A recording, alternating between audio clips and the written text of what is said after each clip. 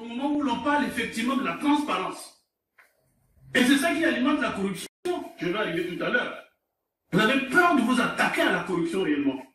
Et vous tournez autour du pot. Vous tournez autour du pot. Moi j'ai vu silence. Même dans tous les pays, au moment de l'état du droit, mais on doit quand même justifier ce que l'on fait. Je dis surtout si on est un fonctionnaire, dont on connaît les traitements. N'allez pas demander aux autres alors. Si à celui-là vous ne le faites pas, quel qu'il soit, quel que soit son patronyme, mais il est congolais, il est astreint à tous les devoirs.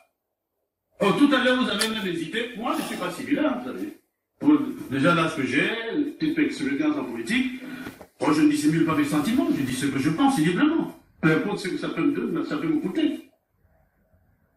Vous avez dit, mais il s'agit de qui? Vous semblez l'ignorer, mais il s'agit de Christelle Sassou Nguesso. C'est bien de lui. Silence. Et dites-lui, mais qu'est-ce qui se passe? Je ne comprends pas. Et vous devez être d'ailleurs même l'exemple, parce que c'est le fils d'eux. C'est pas grave, on sonne, je dis, mais l'État... 2 minutes, monsieur le président. Oui, je dirais, excusez-moi. Mais dans ces conditions, l'État sera complice de détournement. Vous êtes accusé de complicité de détournement, effectivement, des deniers publics. Ou de recel de biens sociaux. Et c'est très grave. Très grave. Parce que vous refusez de jouer votre rôle de Premier ministre. Quel est le message à ce moment-là à vous adresser aux autres Congolais qui voient, qui écoutent? Bon, il y a des privilégiés de la société qui peuvent rentrer en campagne parce que derrière la dédicace d'un livre, en réalité on est en campagne, mais la campagne n'a pas commencé. Je dis bien, Sassou Nguesso Christelle est un Congolais, il a le droit d'être candidat à l'élection présidentielle en 2021. Il a le droit. Sous réserve qu'il remplisse les critères d'éligibilité. Il a le droit. Mais la campagne n'est pas ouverte. Et tout ce qu'il fait, ce n'est pas dans sa circonscription parce que vous avez fait allusion au député qui doit apporter à sa population, à ses électeurs. Non, ce n'est pas lui qui le fait. Il le fait sur l'ensemble du pays. Et avec lui toute une cour, prenant vos ministres, vos préfets, vos maires. C'est tout ça. Silence. Enfin, je dis, vous êtes assis sur des conservatismes que vous n'arrivez pas. Il faut taper dans la fourmilière, monsieur le Premier ministre. Moi, je vous exhorte ça. Les retraites.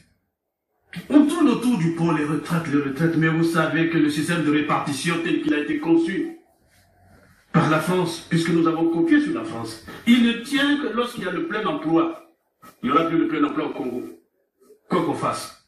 Il ne tient que si l'État a de l'argent pour faire des subventions. Ça, c'est peut-être du passé. Alors, qu'est-ce qu'il faut faire? On va continuer à sacrifier ceux aussi qui ont travaillé, qui ont droit. Qui ont cotisé. À la richesse, à une part du gâteau national. J'ai dit, mais pourquoi ne pas regarder des petites choses? On peut commencer par des petites choses. Du genre. Mais la CREF avant 89, le Premier ministre le sait, je crois. Avant 89, c'était une administration au sein du ministère des Finances qui gérait les pensions. On en a fait un établissement public avec des charges énormes pour y gagner. Mais ramenons la caisse à ce qu'elle était avant. Rien que les charges de la CREF elle-même, je pense, 1 milliard à peu près, 1 milliard et poussière. Ce qui représente à peu près 20% du budget qui est alloué à la CREF. Mais si on ramenait la CREF à une administration, mais ça diminue les charges.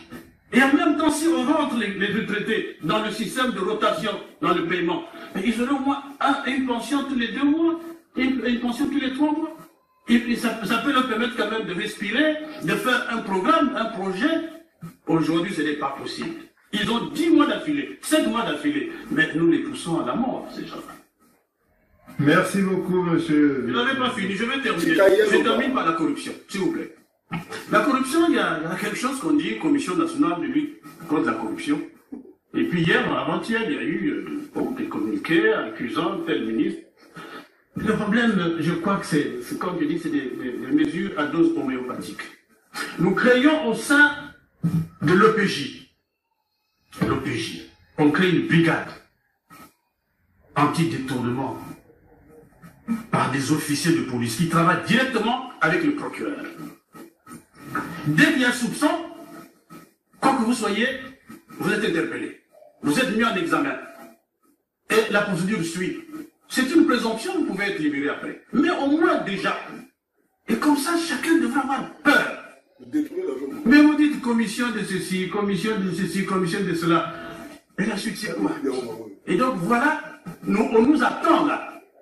On nous attend sur notre lutte, la lutte contre la corruption. Aujourd'hui, elle est encore faiblement menée dans notre pays, monsieur le Premier ministre. Il faut que vous engagez de véritables réformes. Et déjà, quand je vois commission primature ou présidence, c'est déjà pas bien. Il y a le soupçon que c'est pas indépendant. Il faut rendre cette institution autonome. Et moi, il faut la dissoudre, simplement, et confier cette tâche à une brigade qui ne fait que ça au sein de la police judiciaire. Et comme ça, on va tous les délinquants en col blanc qui traînent dans le pays seront interpellés tous les jours, ils étaient en prison.